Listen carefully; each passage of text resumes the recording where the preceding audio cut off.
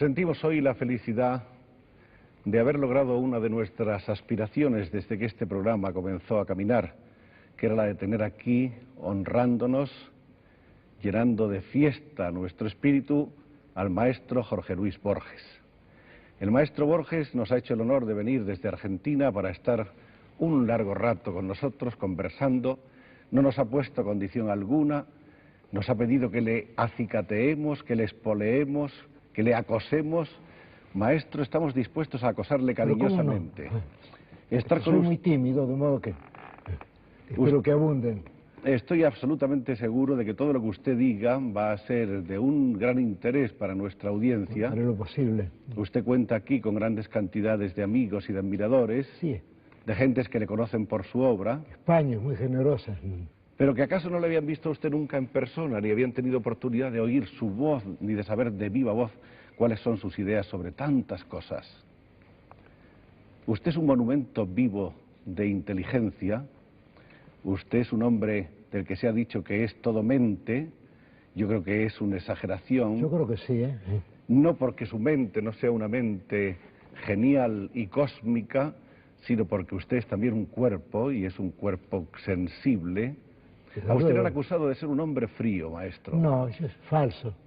Soy desagradablemente sentimental. Soy un hombre muy sensible. Ahora, cuando escribo, trato de tener cierto pudor, ¿no? Y como escribo por medio de símbolos, y nunca me confieso directamente, la gente supone que esa álgebra corresponde a una frialdad, pero no es así. Es lo contrario. Esa álgebra es una forma del pudor y de la emoción, desde luego.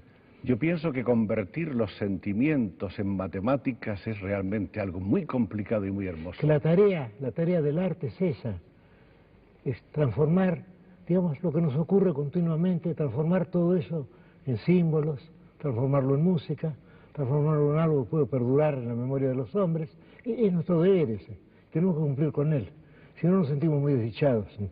Porque diríamos entonces que los sentimientos o que la sensibilidad son cosas primarias, elementales, que vienen dadas al ser humano en el propio hecho de nacer, de existir. Sí, pero en el caso del escritor, o en el caso de todo artista, tiene el deber, él, gozoso de ver muchas veces, de transmutar todo eso en símbolos. Esos símbolos pueden ser, me imagino, pueden ser colores, pueden ser formas, pueden ser sonidos. En el caso del poeta son sonidos y también son palabras, y fábulas, relatos, poesías. Quiero decir que la tarea del poeta es continua, porque no se trata de trabajar de tal hora a tal hora. Uno continuamente está recibiendo algo del mundo externo, y todo eso tiene que ser transmutado, y será eventualmente transmutado. Y en cualquier momento puede llegar esa revelación. Es decir, que el poeta no descansa, está trabajando continuamente, cuando sueña también. En mi último libro, La moneda de hierro, hay un poema que yo compuse en sueños. No es muy valioso, pero, en fin, ofrece esa curiosidad psicológica. Esa capacidad de hacer poemas hasta en el mundo onírico debe ser increíble, ¿no? ¿Cómo se sintió usted al reencontrarse con ese poema soñado? Era como un hallazgo diferente, bueno, ¿no? Yo lo dicté al día siguiente. Ajá. Y no supe si tenía algún valor o no. Y al cabo de unos días pedí que me lo releyeran y comprobé, en fin, que era un poema decoroso, que podía publicarse, sobre todo explicando que era un regalo del sueño. Y me acordé de Coleridge, que soñó el admirar del poema Kubla Khan, todo el poema, y al mismo tiempo oyó una música, vio que esa música construyó un palacio, lo supo como se saben esas cosas de los sueños, y oyó el poema también. Un largo poema, es extraordinario. En el caso mío no, es un breve poema, sin otro valor que el de ser una curiosidad psicológica, ¿no? Que el de ser un don del sueño.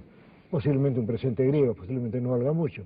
Pero en todo caso, lo publiqué junto con los demás y nadie notó que fuera muy distinto a los otros. El poeta... Creo que modifiqué una sola palabra. ¿Sí? Sí, una sola, no recuerdo cuál era, pero sé que hubo que modificar algo, se había equivocado el sueño. Y que mi mente de la vigilia fue mejor que la mente soñadora. Sí. De modo que usted cree que hasta en sueños se cometen errores. Sí, y en la vigilia también, ¿eh? Lo raro, en la vigilia más.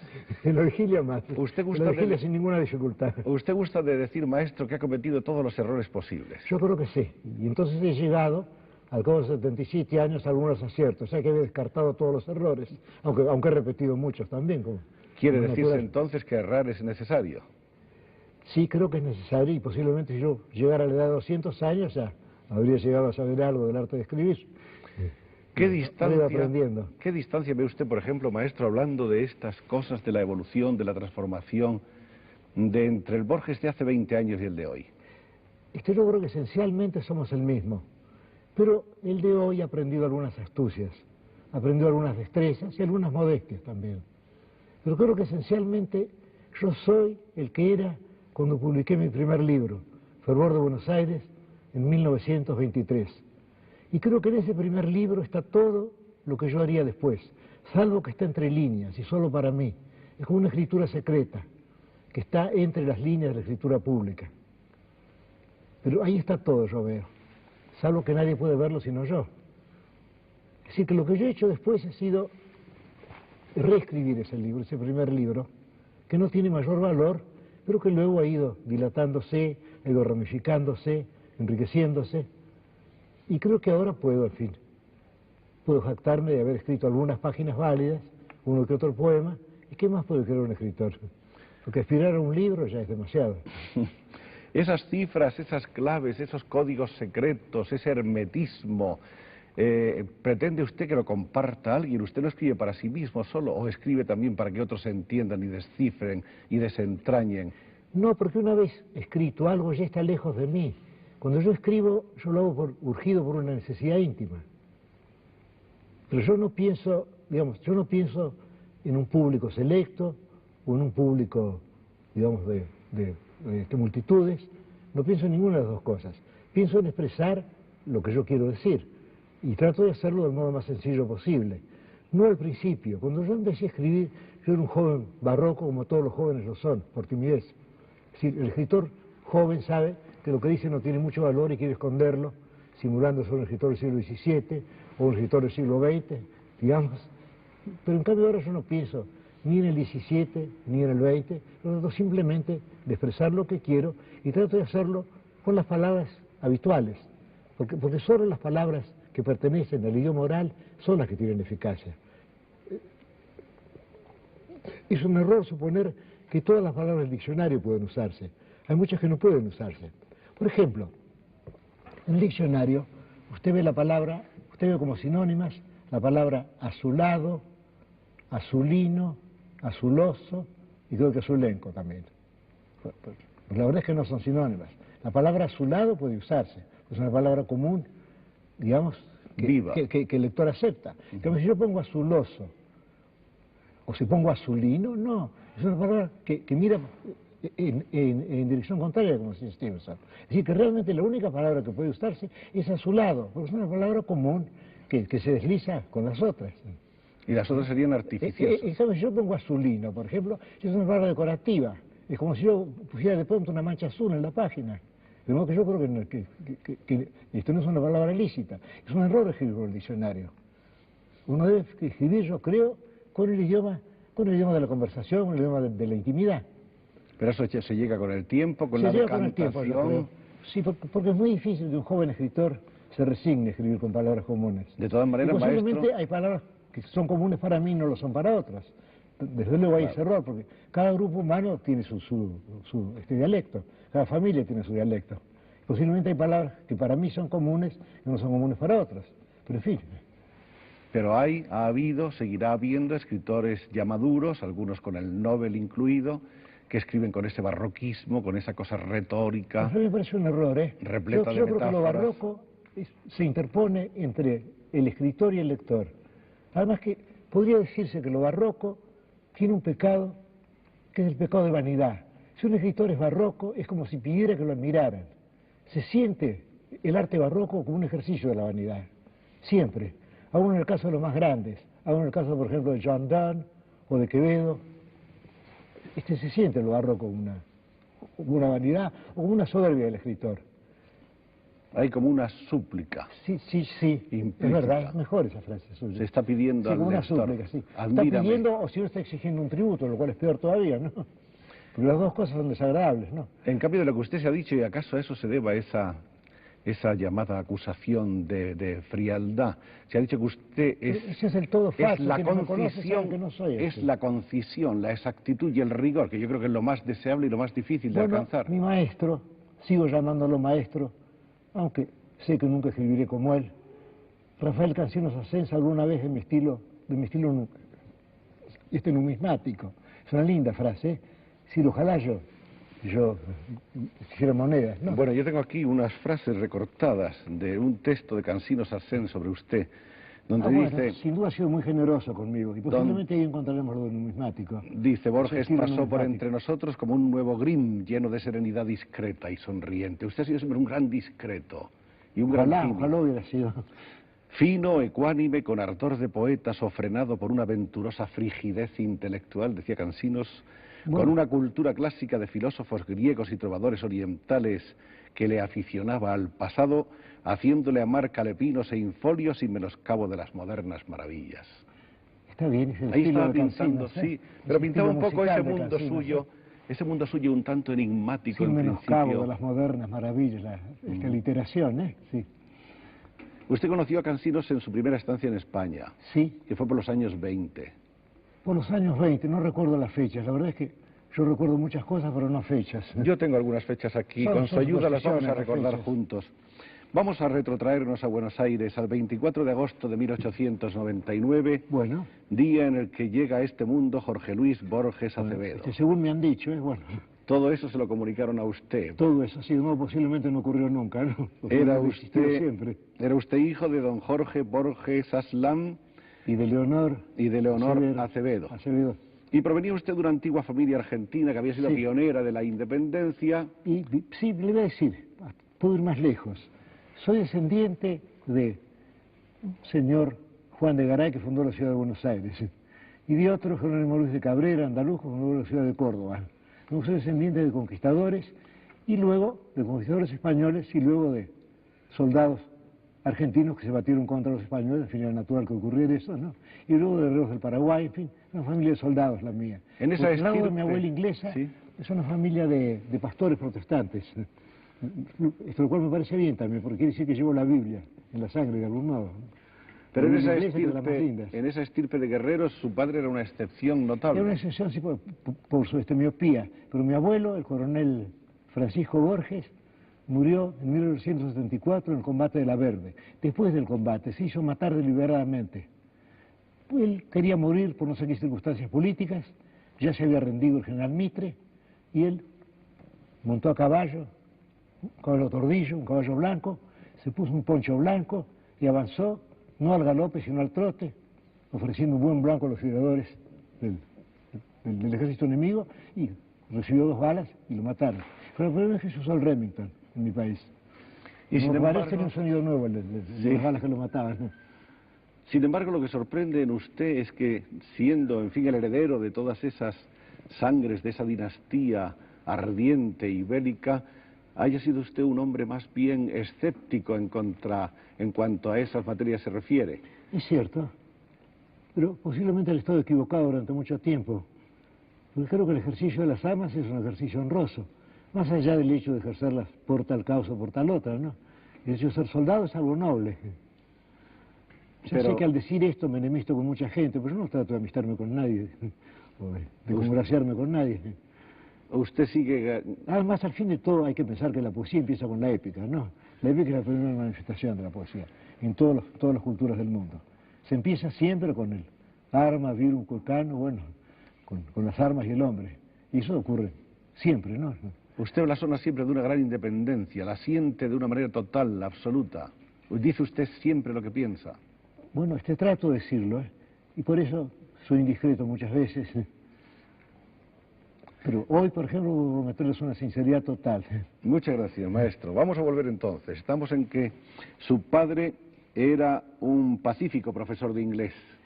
Sí, pero también era anarquista individualista, lector de Spencer, descreía del gobierno, de los gobiernos en general. Sí, era profesor de psicología. Era poeta romántico también. Era poeta también y ha dejado unos buenos sonetos. Pero él quiso que se cumpliera en mí el destino que no pudo cumplirse en él, el destino de escritor. Luego yo supe desde niño que mi destino sería un destino literario. Eso me fue indicado de un modo tácito, que es el único modo de indicar las cosas, que se den por sentadas. Y yo desde niño supe que mi destino sería un destino literario. Y mi padre me franqueó su biblioteca, una biblioteca en su mayor parte de libros ingleses. Y yo me eduqué en esa biblioteca. Y recuerdo, entre los libros, recuerdo una edición de Garnier, El Quijote. Esa edición yo la leí, la releí, y muchos años después, cuando volví a Buenos Aires, quise releer El Quijote en la misma edición. Me costó bastante trabajo conseguirla, con los mismos grabados en acero. Pero yo pensaba que esa era la edición del Quijote, siendo la primera que yo había leído. De modo que yo me paso la vida leyendo. Y tengo buena memoria para versos, y hasta algún tiempo para páginas en prosa también. Su hermana Nora ha contado varias veces que le recuerda a usted de niño que estaba siempre tumbado en el suelo boca abajo, leyendo sin cesar. Es cierto, es una memoria exacta. No sé si... ¿Y leía usted todo lo que caía en sus manos o tenía ya una capacidad selectiva para...? No, yo creo que yo era un lector, digamos, hedónico. Yo leía lo que me gustaba. Y como mi padre nunca me indicó ningún libro, no me dijo, por ejemplo, este es el Quijote, es una obra maestra. No, me dejó que yo abriera el Quijote y que lo leyera. Y no discutió literatura conmigo. ¿Usted recuerda qué impresión le causó el Quijote entonces? El hallazgo de esa obra. Bueno, al principio hubo algo paradójico, porque lo que yo admiraba en el Quijote era lo que Cervantes amaba y sin embargo atacaba, el mundo de la caballería andante. Es decir, para mí el Quijote fue una novela de caballería. Sí. Y en cierto modo lo es también. Porque sin duda Cervantes no siente ninguna simpatía por el cura, por el barbero, por el bachiller, por los duques, siente simpatía por Alonso Quijano. O sea que está muy... Además que él de algún modo es Quijano y no los otros. Exacto. Es muy raro ese libro, es un libro rarísimo, ¿no? Sí, ¿a usted no le parece que no se puede afirmar categóricamente que él quiso hacer una parodia de los libros de caballería? No, yo creo que no. Además, Brusac ha señalado que cuando Cervantes publicó El Quijote ya no se leían esos libros, que Cervantes era el único lector que quedara de esos libros, y que él los quería mucho, pero que él se daba cuenta de que había algo de absurdo en esos libros y por eso quiso, digamos, curarse de esa pasión. ¿Y como escritor a usted qué le parecía, don Miguel? Bueno, yo tuve una conversación con Ernesto Sábato. Sábato me dijo algo que me pareció muy justo. Él dice, siempre se dice que Cervantes escribía mal, como siempre se dice que Dostoyevski escribía mal. Pero si ese escribir mal les ha servido para dejarnos el Quijote y Crimen y Castigo, digamos, o Esteban Chicó, entonces no escribían tan mal. Escribían lo necesario para sus fines. Pero esa era una opinión de Sábato. Es la opinión de Sábato, pero me parece que esto no podemos censurar desde el punto de vista retórico lo que Cervantes escribía. Desde luego Quevedo hubiera podido corregir cualquier página de Cervantes. Don Diego de Saavedra Fajardo también. López de Vega también, pero no hubieran podido escribirla. Pero corregir una página es fácil, pero escribirla es muy difícil. A usted le gustaba más Quevedo, de todas maneras.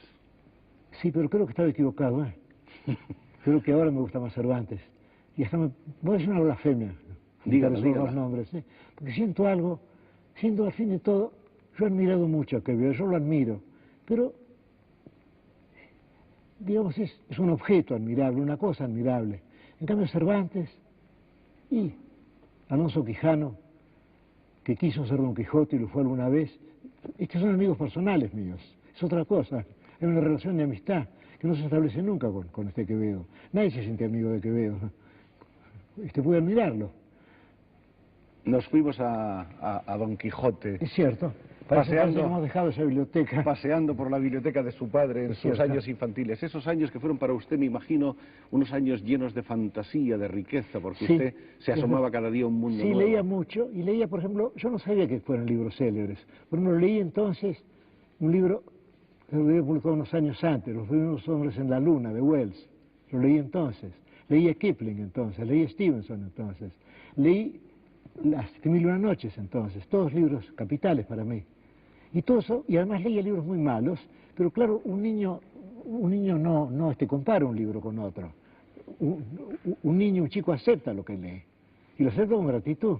Porque yo no pensaba, por ejemplo, que el Quijote fuera mejor que Juan Moreira o Hormiga Blanca de Eduardo Gutiérrez. Yo leía los dos libros, y me complacía en ellos, pero yo no pensaba que fueran mejores o peores. Yo no tenía juicio crítico, yo simplemente gozaba de los libros. Quizá yo era más sabio entonces cuando gozaba de los libros que ahora que trato de juzgarlos. Bueno, por otra parte, no solamente gozaba usted de ellos, estaba usted creando su propia riqueza interior alimentada en todos esos libros. Sí. Estaba creciendo el mundo de Borges ahí. Sí, pero yo no podía saber eso. Usted antes de los 10 años ya había escrito y había hecho traducciones del inglés. Abominablemente. No creo. Y había escrito en español antiguo, con decirle eso está dicho todo. En el diario El País tenía usted 10 años. En el diario El País publicó una traducción de Oscar Wilde. The Happy Prince, de Oscar Wilde, sí. Que creo que está bastante bien, yo no he vuelto a mirarlo. Usted como no era tan abominable. No. Bueno, claro que Oscar Wilde es el autor más fácil. Las personas que estudian inglés empiezan con Oscar Wilde. Luego quienes estudian alemán empiezan con Heine. Pero eso no quiere decir que no es un autor admirable. Pero por otra parte, aparte de que su padre sabía inglés, usted tenía una institutriz inglesa. Bueno, no, esa no era importante. Importante fue mi abuela inglesa. Ah, su abuela. Mi abuela inglesa que sabía de memoria la Biblia. Usted citaba un pasaje cualquiera y él le decía, sí, libro de Job, capítulo tal, versículo tal, y seguía adelante. De modo que era una especie de Biblia viviente, y en el inglés de la Biblia de los obispos, ¿no? La Biblia del siglo XVII, sí. Un hermoso inglés de la Biblia, sí. Parece que sus padres tenían un cierto temor a que hubiese contagios por las enfermedades de la época en la escuela, y usted tardó mucho en salir de casa, por eso leyó tanto. Es cierto. Y por eso tuvo usted esa institutriz, Miss Tink, creo que se llamaba, Miss Tink, sí. Sí. Qué raro, y un primo de ella fue famoso como malevo, ¿eh? No me diga. Tink el inglés, sí. Como delincuente. Sí, como delincuente, no, como cuchillero, sobre todo, como hombre de pelea. Sí, navajero, dirían. Bueno, cuchillero decimos allí, sí. Qué raro, ¿eh? Juan Tink el inglés. Y uno de los primeros bailarines de tango con corte. Tango con corte y quebrada, sí. ¿Y ella cómo era, su institutriz? Yo no la recuerdo. No se acuerda. No. De mi abuela sí, la recuerdo mucho. Recuerdo que, no recuerdo la fecha en que murió, pero recuerdo que estaba muriéndose, estábamos todos muy apenados, y ella nos mandó a buscar a todos y nos dijo, era una mujer vieja ya, muy frágil pero muy fuerte, como mi madre, y nos dijo, esto que sucede no tiene nada de interesante, soy una mujer muy vieja que está muriéndose muy despacio, eso no puede interesar a nadie ni preocupar a nadie. Eso fue algunos años después y ocurrió en Ginebra, me parece, ¿no? No, esa fue mi otra abuela. Ah, esa fue la otra. Que murió en Ginebra. No, ella murió en Buenos Aires, sí. Pero qué bien que ella viera su propia muerte y que pudiera verla desde lejos, ¿no? Una mujer muy vieja que está muriéndose muy despacio. An old woman dying very, very slowly. That's all. Eso es todo. Ninguna razón para que toda la casa esté alborotada.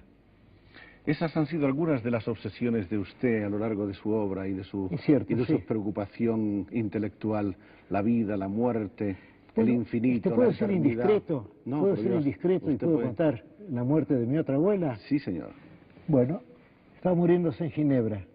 Yo no le había oído nunca una mala palabra. Tenía un hilo de voz. Era hija del coronel Suárez, que mandó la carga de Junín, en el Perú. Estaba muriéndose. Todos la rodeábamos también y dijo, déjenme morir tranquilo. Y después la mala palabra, que yo nunca la había oído antes, con un hilo de voz. Entonces sentimos que era una mujer valiente. Mi padre dijo, bueno, la hija del coronel Suárez está bien. Lo dijo así, déjenme morir tranquila. Y después la palabra que no quiero mencionar aquí. La primera y última vez que le oí decir eso. Y esa anécdota, en cierto modo, ¿Qué puede clarificar de esa obsesión suya por la muerte y por la vida, por lo infinito, por lo eterno? Yo no sé, quizás he hecho mal en contarla, pero lo he contado con cariño y con respeto. Yo sé, maestro. Lo he contado con toda reverencia por ella. No sé, no, lo que yo pregunto es si influyó de alguna manera en esa Posiblemente preocupación. el hecho de haber visto esas agonías, y la agonía de mi padre también, una larga agonía, como digo en un poema, murió sonriente y ciego, y la agonía de mi madre también muy larga. Todas esas cosas naturalmente me han marcado. Pero a todo el mundo lo marca la muerte, ¿no? La muerte es algo que tiene que marcar a todos los hombres. La idea de que podemos cesar en cualquier momento, de que somos fortuitos, de que somos casuales, tiene que emocionar a cualquiera que no sea del todo insensible. La ceguera de su padre también fue precoz. Sí. ¿A qué edad más o menos empezó él? A ver, habría que sacar una cuenta, yo soy muy débil en matemáticas. No, usted señor, puede hacerlo. Usted es el él matemático. Nació el 74 riguroso. y murió el 38. ¿Puede calcularse así cuánto tiempo vivió? Si usted quiere lo hacemos en un momento. Bueno, yo necesitaría una computadora o algo así, no sé. 64. No, él nació el 74. Él nació el 74 y murió el 38. El año que de 4 a 8 van 4 y de 7 a 13 van 6. 64 años, ¿no? 64 años, sí. Exacto. Es decir, es mucho menor que yo. Sin embargo, claro, yo lo veo siempre como mayor. Lógico, porque usted está viendo siempre, ocurre eso, sí. Lo está viendo como niño. Yo he cometido la indiscreción de seguir viviendo. No, usted ha hecho muy bien en seguir viviendo y espero que sea por mucho tiempo. Bueno, mucho tiempo, quién sabe, pero algunos años me gustaría concluir algunos trabajos que tengo. Hay 2 cuentos fantásticos, hay un libro sobre temas de literatura escandinava, hay algunos poemas que quiero escribir.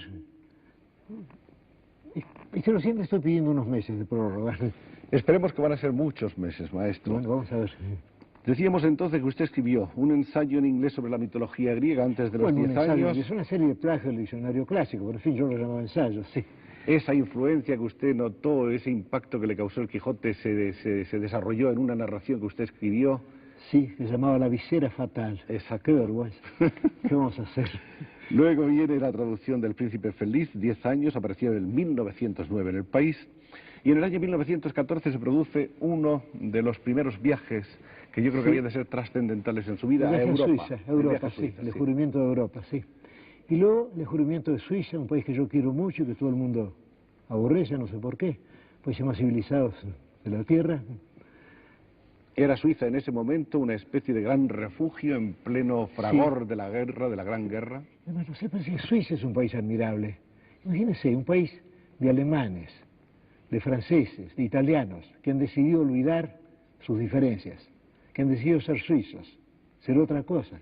Un país que nunca quiso ser un imperio, un país que no es nacionalista.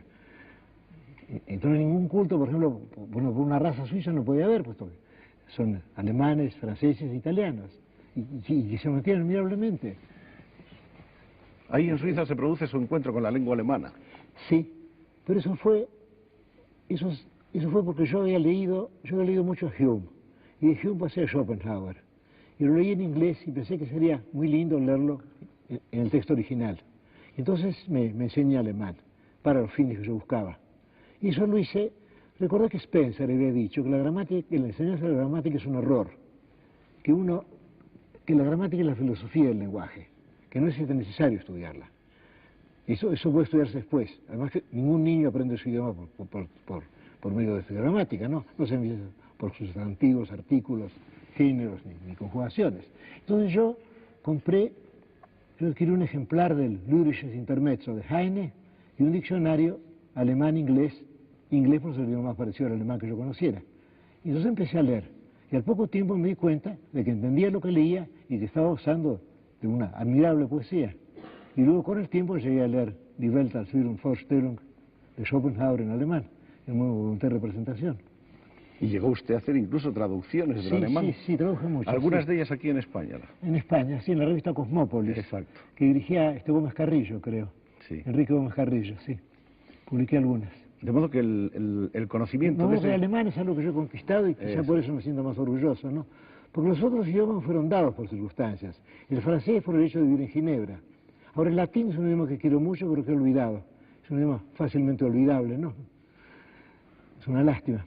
Y el inglés y el español fueron las lenguas de los idiomas de mi niñez, ¿no? Las lenguas maternas. Las dos, sí. Aunque desde luego el español, en primer término, ya que yo sé que yo diré mis últimas palabras en español y no en inglés. Ahora, el alemán ya se debió a un esfuerzo personal, a una sí. vocación de saber alemán. ¿Qué es lo que me ha sucedido después con el anglosajón, con el inglés antiguo? Que yo resolví estudiarlo y ahora sé algo, y ahora he empezado el estudio del escandinavo antiguo, del islandés. Usted que tiene una memoria prodigiosa, ¿se acuerda de sus propios versos? Sí. ¿Y de los versos de los demás? De los demás más bien, ¿eh? ¿Se acuerda yo tengo usted buen gusto. de Haydn todavía? Sí. ¿Se acuerda? ¿Y cómo no voy a acordarme de Heine? A ver, ¿cómo es, maestro? ¿Cómo? ¿En alemán? ¿En alemán? Sí. Pero lo que voy a decir es muy elemental, ¿eh? No con una pronunciación muy sudamericana, ¿eh? Pero habrá muchos que sí. conocen el alemán que van a ser felices oyéndole. Ich hatte einst ein schönes Vaterland. Der Reichenbaum wuchs dort so hoch. Die Veilchen nickten sanft, es war ein Traum. Das küsste mich auf Deutsch und sprach auf Deutsch. Man glaubt es kaum, wie gut es klang das Wort, ich liebe dich. Es war ein Traum. ¿Qué música tiene el alemán, eh? Cierto. Sí, y al mismo tiempo vocales abiertas como en español. Porque en inglés no hay vocales, son los intervocálicos. Son en inglés moderno. En el alemán ustedes son vocales abiertas, ¿no? Es war ein Traum. Que en inglés tenemos, no sé, it was a dream, son sonidos intervocálicos. Este no tiene esa sonoridad que tienen el alemán y el español. Usted es antiguo, sí. Es una especie de explorador, de constante explorador en las culturas. Sí. Esa cultura alemana, por ejemplo, así, abuela conversación, ¿qué impresiones generales le produce la cultura alemana? La literatura, sobre todo. Bueno, yo quizás sea un poco heterodoxo, ¿eh? Porque yo no admiro a Goethe como debería admirarlo. Yo no admiro el Fausto de Goethe, por ejemplo, pero admiro las elegías romanas de Goethe. Quiere decir que yo no soy un lector supersticioso. Ya sé que yo debería decir que el Fausto es una obra maestra, pero realmente me parece un error de Goethe. Pero en cambio pienso en las elegías romanas, y pienso en Goethe mismo, en el hombre Goethe, y siento afecto por él, y me parece hasta poder entender sus errores. La cultura alemana es tan rica y la lengua alemana me gusta mucho. Pero lo que nos gusta de usted, maestro, son sus propias opiniones. Es decir, que usted no nos diga el tópico que dice todo el mundo, sino que nos diga su verdad. Bueno, pero ¿qué otra cosa puedo hacer? Ese es el valor que le agradecemos tanto. Bueno, y en la cultura francesa, ¿qué es lo que a usted le subyuga? Bueno, yo creo que la literatura francesa es de las más ricas. Y la prueba está que si usted toma cualquier literatura, cualquier otra literatura, puede estar cifrado en un nombre. Desde luego con un error evidente. Pero usted puede decir España, Cervantes, Inglaterra, Shakespeare, Alemania, Goethe, pero no puede decir Francia y luego un nombre, porque hay muchos nombres. Pues si usted dijera Francia, Hugo, es evidentemente falso. Si usted dijera Francia, Voltaire, es que también falta mucho. O Francia, la Chanson de Roland también falta. O un Francia Verlaine, por ejemplo. O Francia Flaubert. Es extraordinario. A mí el idioma francés no me gusta, pero me doy cuenta de que debe gustarme, ya que ese idioma ha sido el instrumento para esa espléndida literatura. ¿Por qué no le gusta a usted el francés? Los sonidos del francés no me gustan. Recuerdo lo que decía Schopenhauer, que el francés era el italiano pronunciado por una persona resfriada. ¿Resfriada? Sí. Los sonidos nasales del francés, ¿no? Y sin embargo, yo sé que usted estuvo durante años... Pero no, pero si yo no, pero esta es una broma de Schopenhauer. Ya. Schopenhauer podía decir eso, yo no tengo derecho a repetirlo. Yo no soy quien para repetirlo de Schopenhauer. Pero sobre todo, usted no es Schopenhauer. No, yo no soy Schopenhauer, caramba. Usted es Borges. Bueno, ¿y qué vamos a hacer? Quiere decirse que durante años usted estuvo embebiéndose en la poesía de Mallarmé, a usted le encantan... No, pero en aquel tiempo, no, precisamente en aquel tiempo, cuando yo estudiaba en francés, era cuando yo descubría la lengua y la literatura alemana. Y cuando yo estaba leyendo mucho, por ejemplo, a Joseph Conrad en inglés, o a Kipling, leyendo Lobo, y yo descubrí a Whitman en inglés también. De modo que eso ha venido después. Sobre Walt Whitman ha escrito usted mucho. Sí. Unos cuantos ensayos que conozcamos nosotros. Sí, sobre Walt Whitman yo di varias conferencias en los Estados Unidos sobre el extraordinario experimento de Whitman, la idea de escribir una epopeya de la democracia, es decir, una epopeya en la que no hubiera un personaje, sino en la que todos fueran personajes principales, una idea democrática. Entonces crea ese personaje Whitman, que es parcialmente él, parcialmente su proyección, su magnificación, y parcialmente el lector también, y cada lector futuro también. Es un personaje rarísimo, el Walt Whitman de las hojas de hierro de Whitman, porque no es el periodista que escribió este poema. No, es con varias personas a un tiempo. Es el autor, es una magnificación del autor y es cada lector. Que en el curso del libro muchas veces habla con Whitman, le dice, ¿qué ves Walt Whitman? ¿Qué oyes Walt Whitman? Es el lector, es decir, cada uno de nosotros cuando lee Hojas de hierro es un personaje de Whitman. Es un experimento curiosísimo, que es lo más extraordinario que se haya hecho en la historia de la literatura. Y bueno, es un gran poeta además. ¿Qué opina usted de la democracia? Lo que dije en el prólogo de mi último libro es un abuso de la estadística, nada más. ¿No cree usted en la democracia? No, pero posiblemente, al decir eso hablo como argentino, no creo en la posibilidad de una democracia argentina, pero posiblemente en otros países puede haber una democracia, y la hay desde luego, en muchos, pero es que en esos países ya no importa que haya democracia o que haya otra cosa. ¿Cuál sería entonces una solución, ya que usted está refiriéndose a los problemas políticos de su país? Yo no tengo ninguna solución, yo no soy un político. Pero por el momento me parece que como observador, lo único conveniente sería postergar las próximas elecciones unos 300 o 400 años, pero fuera de eso no se me ocurre ninguna otra solución, ¿no? Y tener un gobierno fuerte y un gobierno justo también, un gobierno de señores y no un gobierno de ampones. Eso es todo lo que puedo decir. En los tiempos del peronismo usted fue perseguido con una cierta hazaña. No, detuvieron a su madre, sí, a su a hermana, mi hermana, a mi sobrino. a usted sí. lo destituyeron de su puesto de bibliotecario. Era un puesto tan modesto. Era un puesto modesto, sí, ¿verdad? pero con todo, aún eso les pareció mucho para mí. No, pero yo tengo mi conciencia clara en materia política. Aunque no me he ocupado de política y no entiendo de ella, pero entiendo de ética, ¿no? Sí que hay que tener un gobierno deshonesto y que desear aquello es desear esta deshonestidad, ¿no? Me basta con eso. Además, un gobierno muy cruel y muy arbitrario. Sobre todo deshonesto, un gobierno venal. Parece que han sorprendido unas declaraciones suyas también, maestro, acerca del gobierno de Chile. Sí. Pero no sé por qué han sorprendido. Me imagino que si tenemos que elegir entre... Bueno, desde luego yo ahora, es natural que ocurra eso dada mi edad, pero es natural que yo mire más a la derecha que hacia la derecha que hacia la izquierda, ¿no? ¿Por razones puramente biológicas? Posiblemente yo no pueda defender mi modo de obrar, pero... ¿Usted heredó alguna vez el anarquismo de su padre? Sí. Y lo tuvo de joven. Y lo tengo para el porvenir. Ojalá merezcamos no tener ningún gobierno alguna vez, en ningún país del mundo. Ese sería el ideal, la utopía. Ese sería el ideal, sí.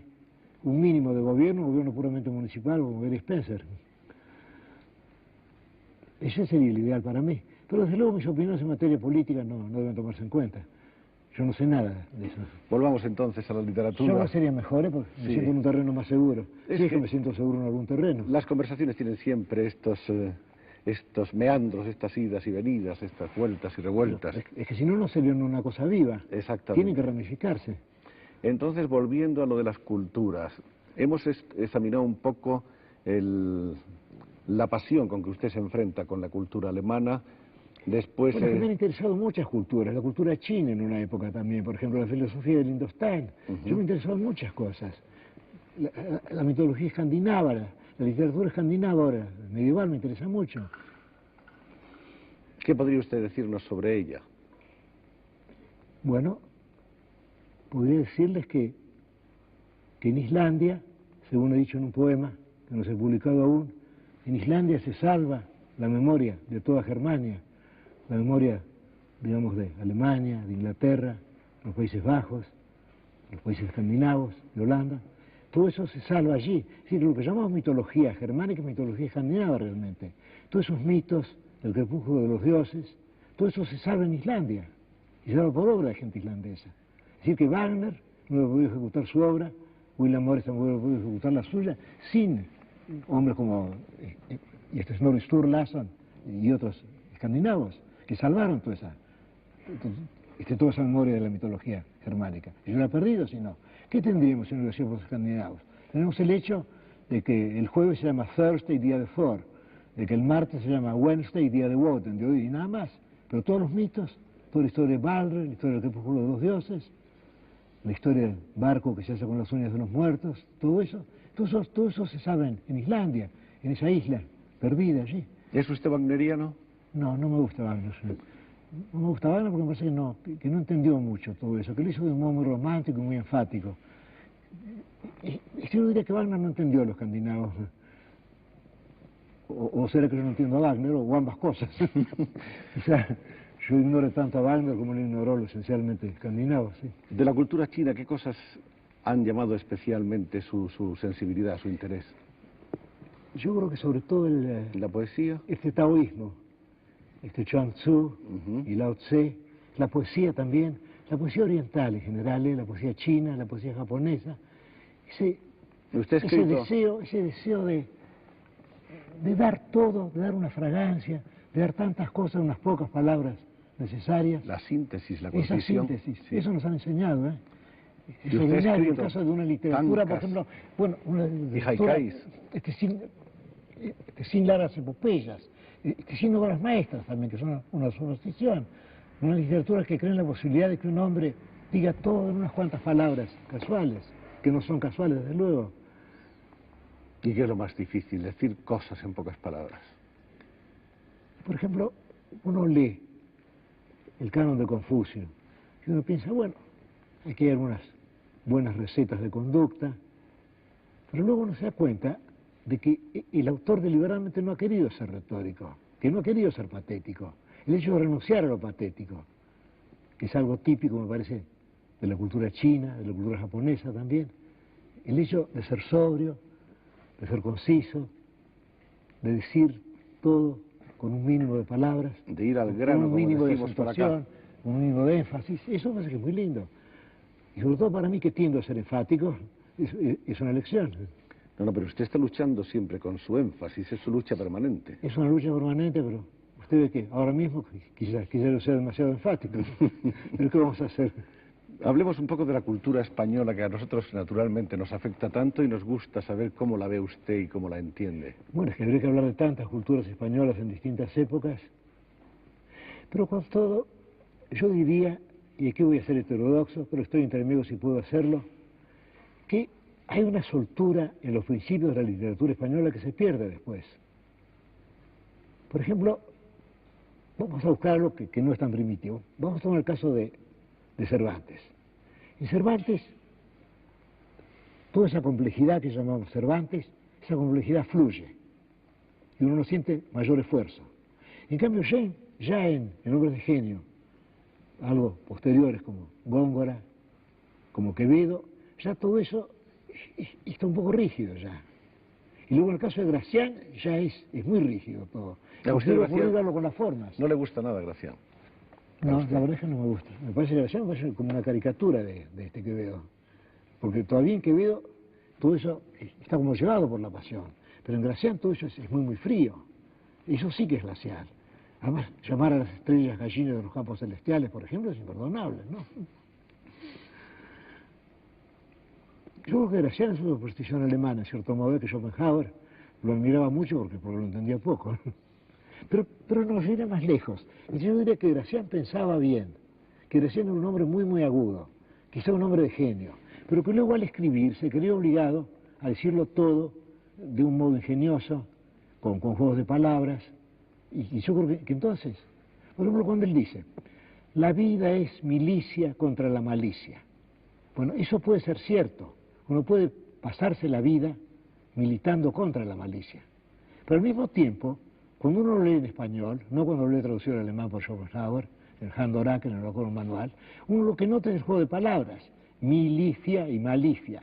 Y entonces ya el pensamiento está perdido, está traicionado por el retruécano. Exacto. Y el retruécano ahí milita contra el autor.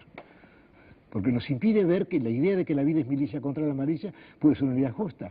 Porque estamos como entorpecidos por el retruécano, de milicia contra la malicia. Bueno, y en general ocurre eso con Gracián, que él pensaba admirablemente, pero luego al escribirse que era obligado a esos dibujos, esas simetrías, que son desde luego la marca del estilo barroco, en la cual fue un maestro, pero un maestro en un género desdichado. Usted siente un rechazo instintivo por el retruécano, desde luego. Sí. Me imagino que la greguería de Ramón Gómez de la Serna a usted no le gusta nada. Bueno, pero la greguería me parece superior al retruécano, no. Ahora, el retruécano me parece que es una forma de descortesía. Pues yo estoy conversando con alguien, espero que el otro esté oyendo mis ideas o escuchando mis ideas. En cambio, si él se detiene en mis palabras, es como si oyera el sonido nada más. Cuando Gracián dice que las comedias son comedias, porque se pierde tiempo con ellas. Bueno, entonces parece que no está pensando en la comedia, sino en la palabra comedia. Y en la conversación es muy incómodo que lo interrumpan a uno con retruécanos. Sí, porque es absolutamente salirse. Pero claro, porque salirse, porque todo Sí. es Son absolutamente fugas, impertinente. son fugas absolutamente frívolas, O por ejemplo superficiales. aquellos versos que enviaba Gracián, dirigidos a una dama llamada Ana, y que le dice, Diana, ¿eres Diana? Bueno, es imposible ser más glacial, ¿no? Fray Luis parece que es otro de sus Desde luego. autores favoritos. Fray Luis, sí. Me acuerdo aquellos versos que todos ustedes están recordando en este momento. Vivir quiero conmigo, gozar quiero del bien que debo al cielo, a solas sin testigo, libre de amor, de celo, de odio, de esperanza, de recelo. Qué terrible querer vivir sin amor y querer vivir sin esperanza también, para vivir sin temor. Bueno, es una ambición estoica, ¿no? Y él lo dice así, dice esa cosa terrible, la dice sencillamente, ¿no? Sin embargo, es una idea muy rara y tiene la forma, no es rara, pero el concepto es raro, ¿no? Libre de amor, de celo, de odio, de esperanza. Sí, porque la esperanza también es una incertidumbre, el que espera desespera, etc.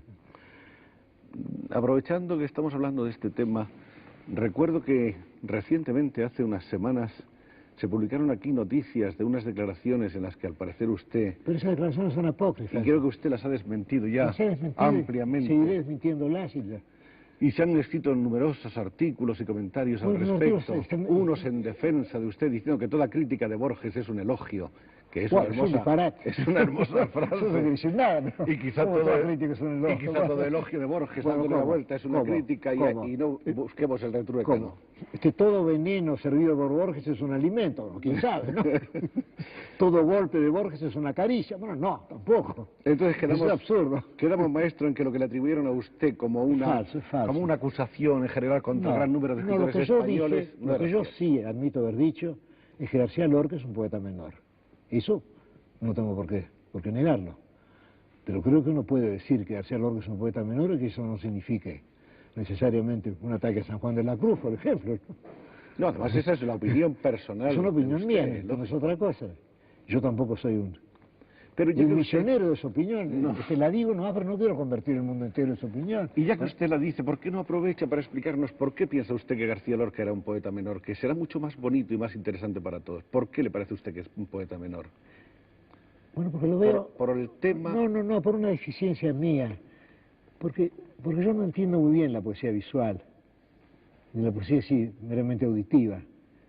Y me parece que, digamos que García Lorca era un andaluz, viste, profesional, ¿no? Que era demasiado consciente de ser andaluz. Me parece que en ese sentido lo hizo mejor Manuel Machado. Para usted la poesía de Lorca era demasiado musical. Sí, demasiado, pero... No, yo no diría eso. Yo diría que yo no encuentro en la poesía de Lorca lo que yo espero encontrar en toda poesía. Ahora, eso que espero encontrar sería muy difícil definirlo, pero lo que sé es que Lorca no me da ese Machado sí alimento se o lo ese da. estímulo que yo busco, nada más. Y Machado sí se lo da. Los dos Machado me lo da, Manuel Los dos. también. Manuel Machado, tan despreciado me lo da también. Pero yo creo que han sido despreciados por razones políticas, nada más, ¿eh? Y Antonio Machado, desde luego, uno de los grandes poetas de la lengua castellana. Digo, no siempre, pero a veces lo era, y con serlo a veces basta, ¿eh? Ya que nadie es gran poeta todo el tiempo. Tenemos aquí un libro de obra poética de Jorge Luis Borges. Caramba, podían buscar otro autor y otro texto. No, pero ya que le tenemos aquí al autor, si a usted le parece, vamos a tratar... Por ejemplo, hay un poema dedicado al idioma alemán, que coincide con algo de lo que hablábamos hace poco, que empieza usted diciendo, mi destino es la lengua castellana. Sí, desde luego. El bronce de Francisco de Quevedo. Sí, estoy de acuerdo con ese poema que yo lo he escrito.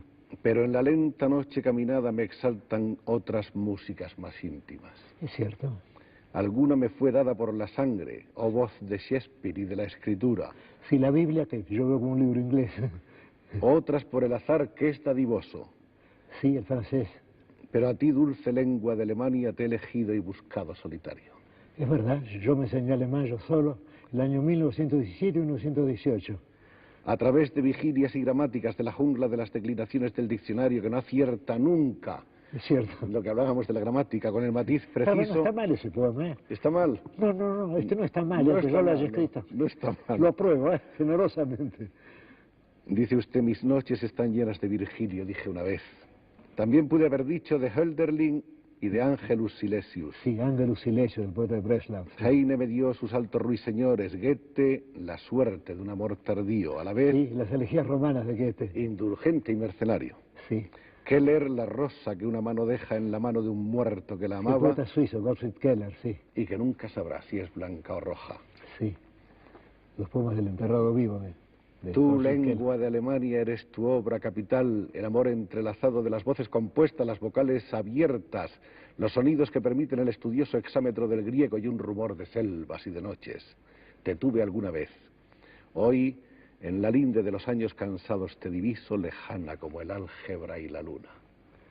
Es un poema típicamente borgesiano.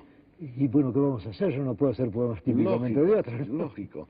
Vamos a irnos a otro poema porque yo pienso que aquí puede usted decir muchas cosas acerca de sí mismo. Bueno, Habla usted, en Elogio de la Sombra, fragmentos de un evangelio apócrifo. bueno, yo creo que eso es quizá lo más... es algo esencial, ese fragmento de un evangelio apócrifo. No sé Ahí usted, estaría mi credo, sí. Me alegro muchísimo de haber dado con ello de una manera intuitiva puramente. Sí, yo creo que esa es mi página esencial, en materia de ética, por ejemplo, Ahí voy yo. y en materia de metafísica también. Dice usted, desdichado el pobre en espíritu, porque bajo la tierra será lo que ahora es en la tierra. Claro, suponer que ser desdichado es un mérito es un error, es un disparate. A ver, Desdichado el que llora, porque ya tiene el hábito miserable del llanto. claro, yo creo que eso de ponderar a la desdicha y al llanto son cobardías nomás. O es algo demagógico. Dichosos los que saben que el sufrimiento no es una corona de gloria. ¿Cómo va a ser una corona de gloria el sufrimiento? No basta ser el último para ser alguna vez el primero. No, si no sería demasiado fácil ser el primero. Feliz el que no insiste en tener razón porque nadie la tiene o todos la tienen. Feliz el que perdona a los otros y el que se perdona a sí mismo. El que se perdona a sí mismo también. Yo creo que no debe... puede que sea más feliz el que se perdona a sí mismo. Sí, pero yo no creo que uno deba abrumarse con reproches, pensar obré mal, porque es una forma de insistir en el error. Si uno obrado mal, bueno, olvidarlo, ¿no? Usted pide la bienaventuranza para los mansos porque no condescienden a la discordia. Está bien, sí, no condescienden a la discordia, sí. Y también son bienaventurados los que no tienen hambre de justicia porque saben que nuestra suerte adversa o piadosa es obra del azar, que es inescrutable. Claro, ¿cómo vas a pedir justicia? Almafuerte dijo, solo pide justicia, pero será mejor que no pidas nada. Ya pedir justicia es un exceso. Bienaventurados los misericordiosos porque su dicha está en el ejercicio de la misericordia y no en la esperanza de un premio. Sí, aquello que dijo yo, que es decir a Santa Bárbara, he dejado atrás el soborno del cielo. Porque el cielo debe ser un soborno realmente. Pero la gente, yo creo que está siempre esperando ese premio que nunca llega. Es cierto, como otros premios. O que a veces como llega. algún premio escandinavo también. Como el que premio nunca llega. Nobel. El premio Nobel que le están dando a usted hace cuántos años. Y maestro. hace tantos años que ya como si lo hubiera tenido. Bienaventurados los de limpio corazón porque ven a Dios. ¿Usted cree que un hombre con el corazón sucio no ve a Dios jamás? No estoy seguro de que, no estoy nada seguro de que alguien pueda ver a Dios. Creo que es una frase nomás, ¿eh? Vamos a olvidarla. ¿Por qué no la tacha? ¿La tacho? Sí, táchela. Es una frase literaria en el sentido más triste de la palabra. Bienaventurados los que padecen persecución por causa de la justicia porque les importa más la justicia que su destino humano. Eso está bien. Estoy de acuerdo. Lo importante es el destino del hombre, por encima de todo. Para el hombre, claro. Para el hombre, ¿y qué otro criterio podemos tener? Nadie es la sal de la tierra, nadie en algún momento de su vida no lo es. Sí, yo creo que en todas las vidas hay un momento así que la justifica, que la salva, en todas las vidas. Aún en las vidas más. El que matare, dice usted, y aquí entra en cosas más profundas y graves, maestro Borges. A ver, el que matare, por saber lo que he dicho. El que matare por la causa de la justicia o por la causa que él cree justa, no tiene culpa. ¿Está usted convencido todavía de eso? Sí. Por la causa de la justicia Creo se que un puede soldado matar. no tiene culpa, por ejemplo. Exacto. Y posiblemente un verdugo no tenga culpa tampoco. Digo, si cree en la ley que le hace... De modo que la verdad. larga o corta mano de la justicia es una mano justa, aunque sea injusta en el fondo. Sí, puede ser, sí. ¿Los actos de los hombres no merecen ni el fuego ni los cielos? También. Yo creo que mi vida no merece. Además es absurdo. Vamos a suponer que yo llegue a los 80 años. Bueno, ¿cómo va a ser premiado sobre una eternidad de cielo o castigado por una eternidad de infierno? De desproporción. Demasiado. Pero desde luego, yo vivo 80 años y luego me dan una eternidad de fuego o una eternidad de gloria. No tiene sentido. ¿Usted Por cree? este instante que vivimos aquí nos van a castigar o premiar tanto. Espero que no, por esto no, maestro. Bueno, ¿Usted cree en el infierno? bueno, muchas veces en la tierra tenemos el sentimiento de estar en el infierno. Y también algunas veces el sentimiento de estar en el paraíso. Creo que en la experiencia de todo hombre entran esos dos recuerdos, el infierno y el del cielo. Creo que usted habrá sentido en el infierno muchas veces y en el cielo alguna vez también. Quiere decirse que el hombre Quiere decir que la dentro dicha de sí y la mismo- felicidad no son ignoradas por nosotros. Lo que son, claro que el cielo es infrecuente y el infierno es bastante común. Es más corriente. Es más corriente, sí, una circulación así más fácil. No odies a tu enemigo, porque si lo haces eres de algún modo su esclavo. Tu odio nunca será mejor que tu paz. Y Bueno, aquí, es un consejo egoísta, desde luego. sí, aquí no es usted generoso, aquí está usted, en fin, trabajando para sí mismo, ¿no? Desde luego, sí, es una frase muy egoísta esa, ¿eh? Si te ofendiese tu mano derecha, perdónala. Eres tu cuerpo y eres tu alma y es arduo o imposible fijar la frontera que los divide. Sí.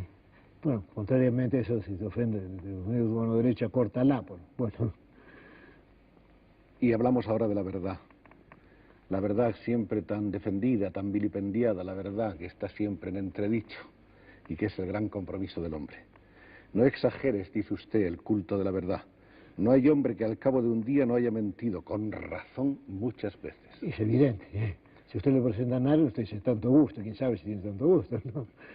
No, y por otra parte Y además es mejor que sea así, es mejor mentir. y que además es un instinto, en cierto modo, defensivo, Yo creo que de sí, además conservación. insistir en ser verídico es una pedantería, me parece. Insistir en decir la verdad siempre es una pedantería ética, ¿no? Y además no se podría vivir con la Y la verdad. convivencia es imposible. Sería un ejercicio de la vanidad y del egoísmo, ser siempre verídico. Eso que Yo no tenía hablo, acá. yo no hablo de venganzas ni de perdones. El olvido es la única venganza y el único perdón. Sí. Y la capacidad de olvidar No depende de uno, ¿eh? No la tiene. Yo tengo un poema en el que hablo de eso, ¿no? Y digo, y es difícil el arte del olvido. Claro que es difícil. Pero con todo, uno debe buscar el olvido de ciertas cosas. Y además a la larga, uno lo logra. Feliz el pobre sin amargura o el rico sin soberbia. Felices los amados y los amantes y los que pueden prescindir del amor. Sí, pero sí es mejor ser amado o amante y no prescindir del amor, ¿eh? Pienso yo que sí. Yo también creo, no estoy de acuerdo con este autor sudamericano. Este autor sudamericano o No, argentino. no sé que se equivoca, ¿eh? Se ha equivocado varias veces ya en el curso de una página. Pero aquí hay una cosa que es muy bonita y con la que estoy de acuerdo. La puerta es la que elige, no el hombre. Yo no sé, pero es una frase genial, pero está bien, ¿no? Yo creo que sí, es una porque frase además- sí, memorable y un poco hueca, ¿no? Pero es una Pero queda frase- bien, ¿no? La puerta es la que elige, no el hombre, queda suficientemente terrible. En realidad el destino es siempre... Bueno, que queda mejor la puerta, ¿no? La puerta queda mucho Digo, más. está bien elegida la metáfora, ¿no?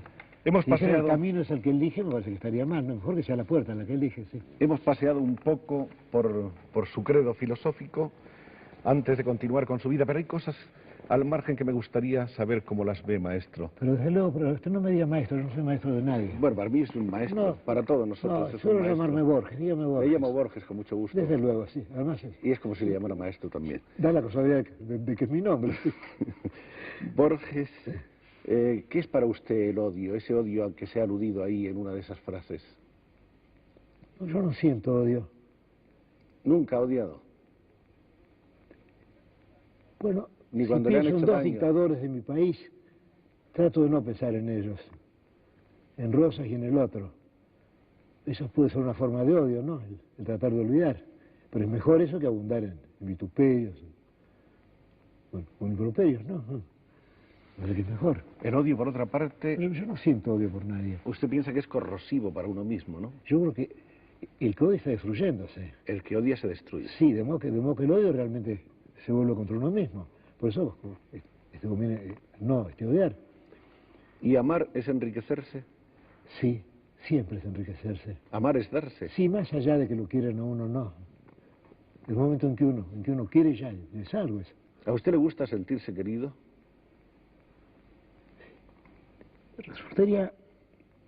Resultaría muy impresionante que yo dijera, no me gusta sentirme querido. La verdad es que me gusta. No, pero yo sé que usted es un hombre tímido, que le gusta huir de ciertas demostraciones. Quiero decir que yo quedaría mejor, ya que estoy hablando en público, diciendo me desagrada ser querido. Pero la verdad es que no me desagrada. Lo normal es que le guste. Sí, yo creo que sí. ¿Y por qué no ser normal? Además, si yo mintiera, todo el mundo se daría cuenta que estoy mintiendo, ¿no? Usted ha hablado siempre con un cierto desdén de la vocación de poder, Eso sí. de la soberbia de los que mandan, Sí, eso sí. de la púrpura, del peso de la púrpura. Bueno, eso no lo he sentido nunca yo. Lo que decía Marco Aurelio, ni amo ni esclavo. No hay que ser amo y no hay que ser esclavo. Y además el amo es un esclavo. Tiene que preocuparse todo el tiempo de los otros, a quienes manda, ¿no? ¿Qué es para usted la vida, Borges?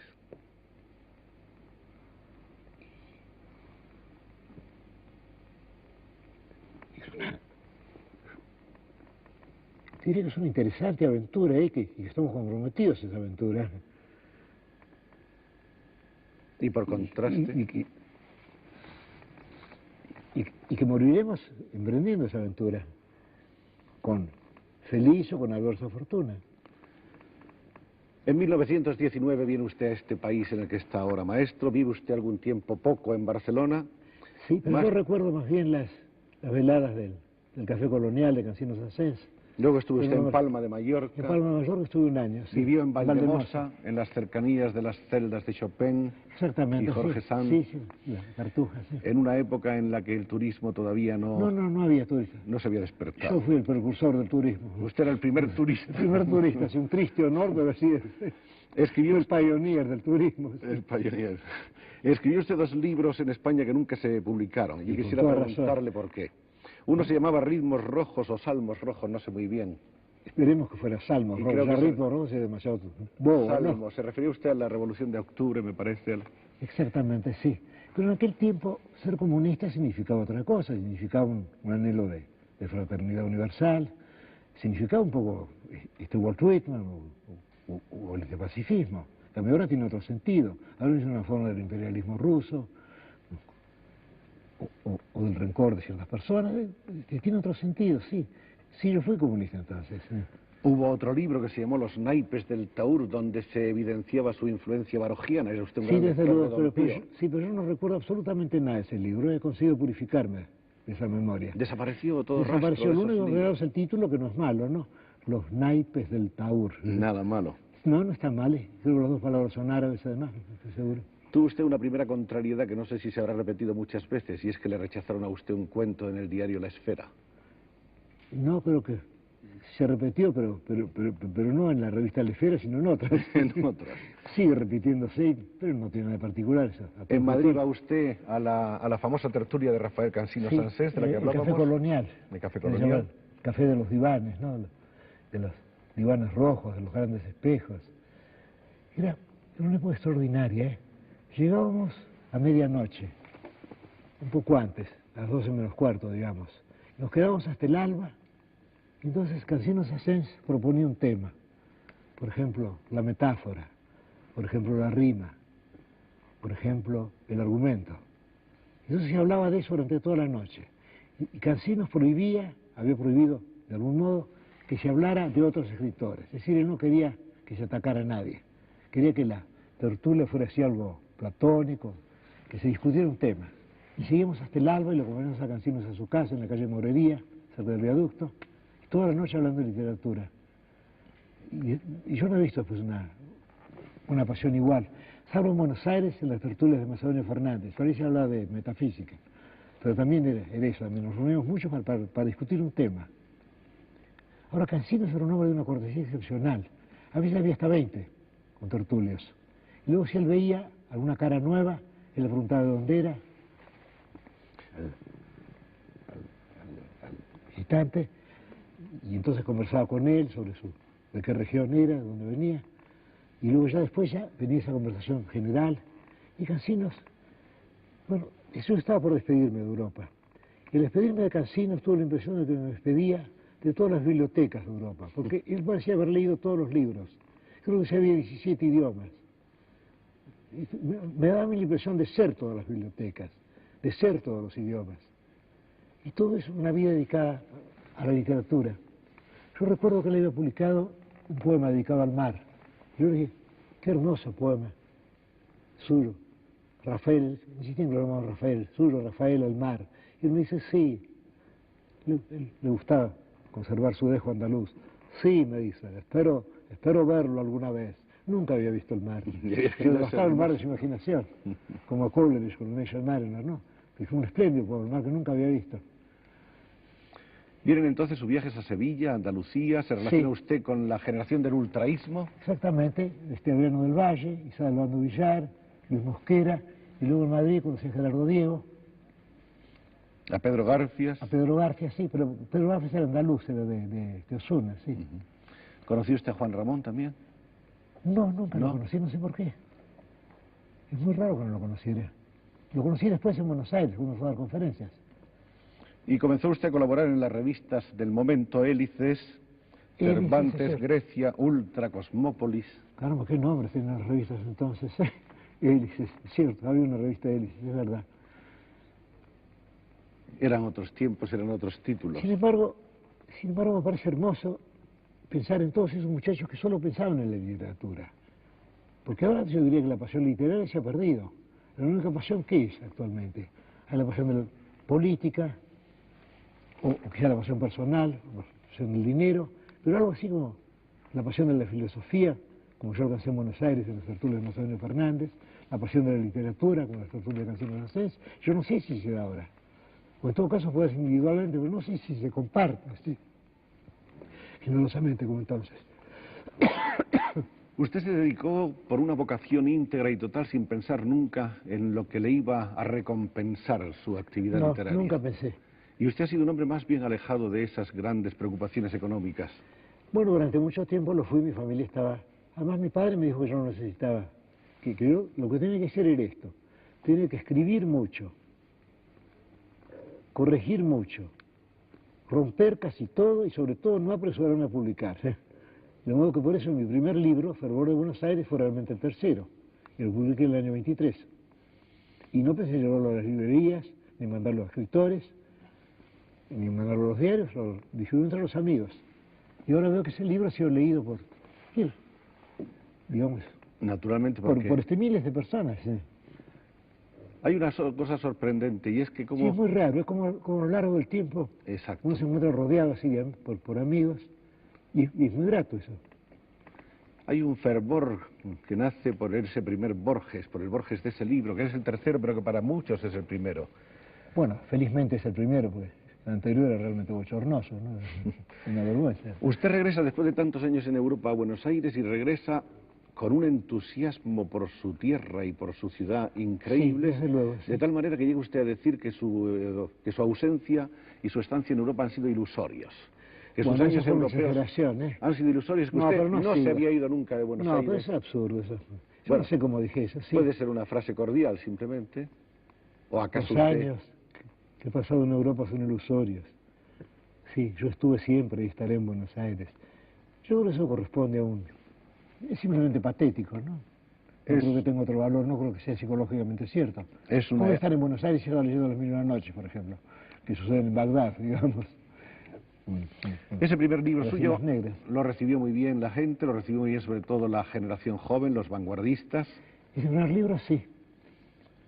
Pero yo publiqué ese libro y vine a España. Lo pasé un año en España y cuando volví vi que ese libro había encontrado muchos lectores, cosa que yo no esperaba.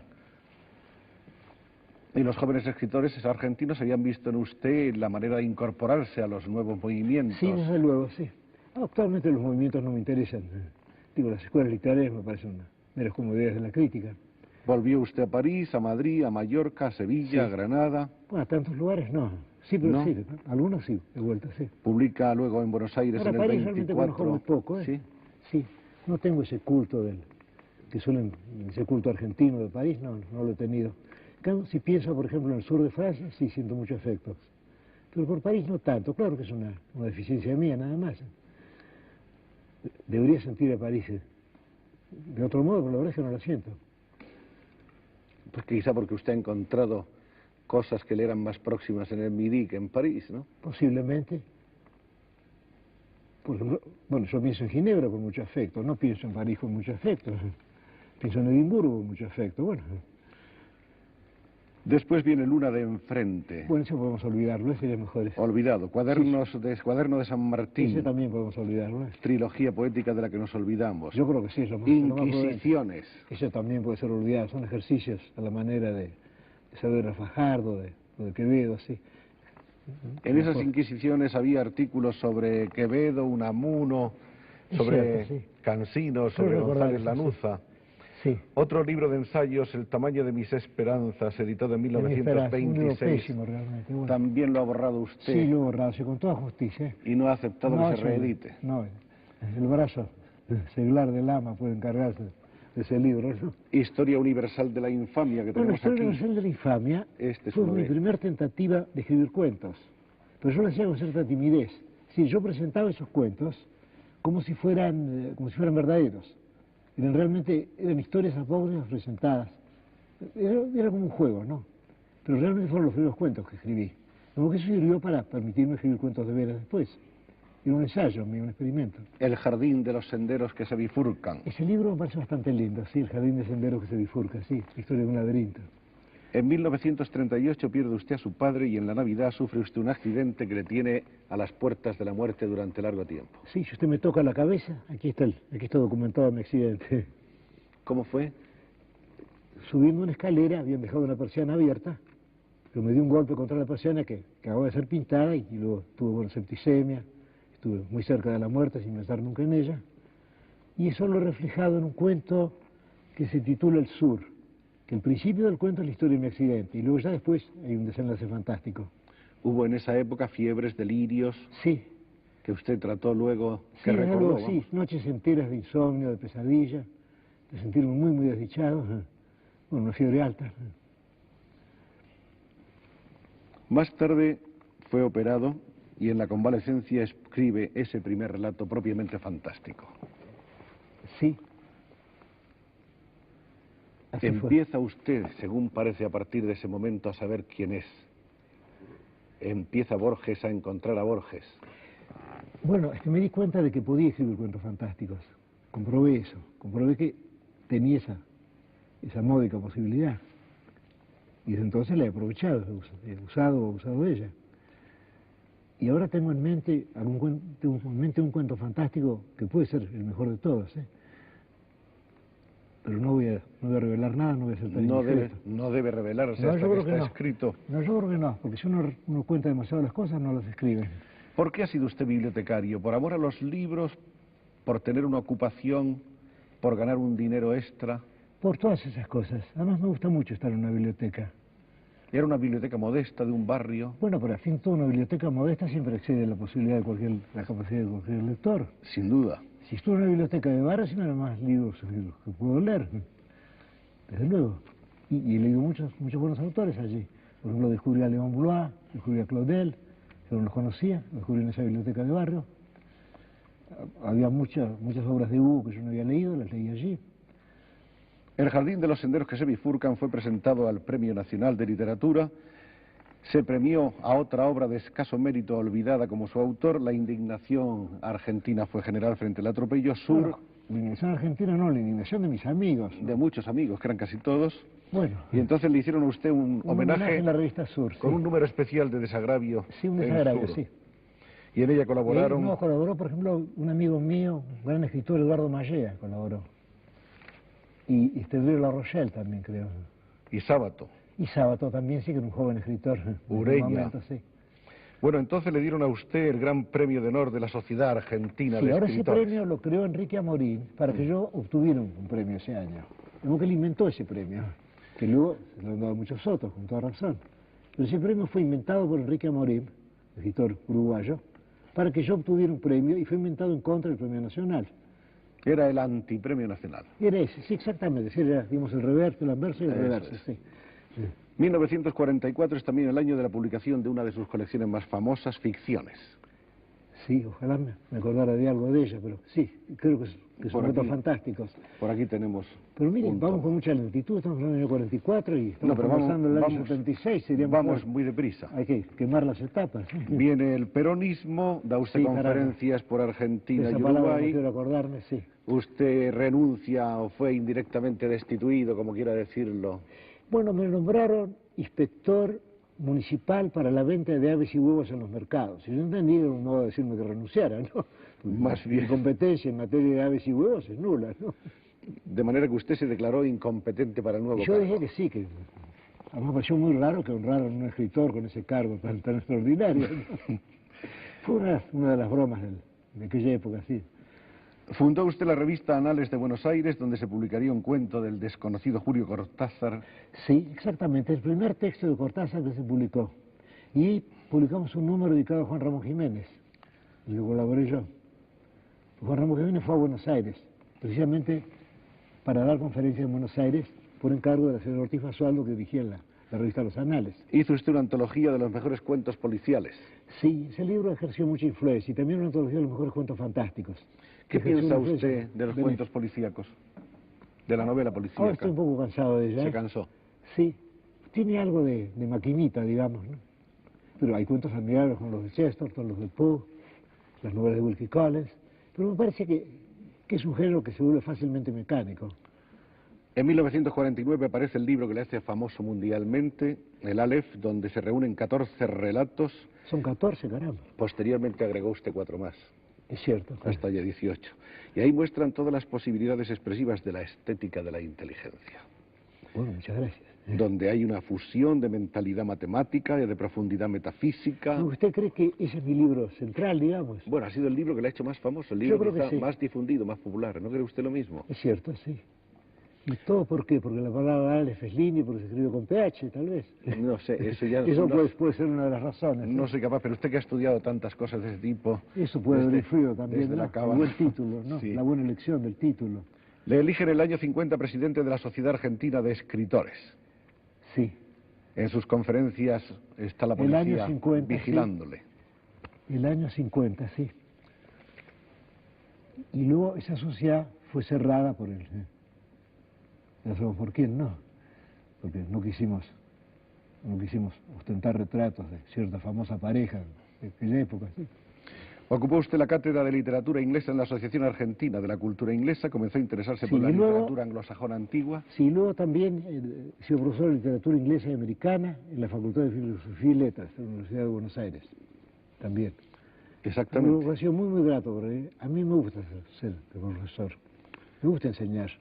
Me gusta más, por ejemplo, yo prefiero una lección o una conferencia. Se me hace que una lección siempre es más seria. En la conferencia la gente suele ir para mirar al conferenciante. En cambio, en una clase la gente está interesada en el tema, lo cual es más importante que la corbata o que el aspecto de quien está hablando, ¿no?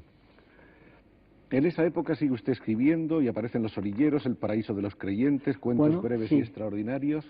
Sí, esos fueron 2 films que escribimos con Bioy Casares. Y hay un libro muy interesante que es sobre poesía gauchesca que usted publicó en México. En México sí, donde está reunido todo el corpus, todo el material de esa poesía, todo, desde los poemas de Bartolomé Hidalgo, hasta, bueno, todo está incluido en ese libro. Para Y usted, luego un poeminito de Hernández también, y luego los 3 gauchos orientales de Lucich, textos que no suelen encontrarse, sí. Ahora salió con muchas ratas, pues se publicó en México, donde naturalmente... esa poesía libros muy gauchesca, distintos. ¿cree usted que es una poesía épica, sin duda? Y de algún modo es épica, sobre todo en el caso de Escazú. En el caso de Hernández no estoy tan seguro. En el caso de Hernández no sé si la historia de un desertor que se convierte, que es luego un asesino y un prófugo puede ser épica, es otra cosa, es una novela en todo caso, pero es admirable. Pero no creo que sea épico, yo creo que fue una invención de Lugones, le voy a considerar Martín Fierro como épico. El autor estaba muy Muy asombrado. Yo creo que sí, ¿eh? Él no lo consideró como épico, él lo consideró como una especie de protesta contra el régimen y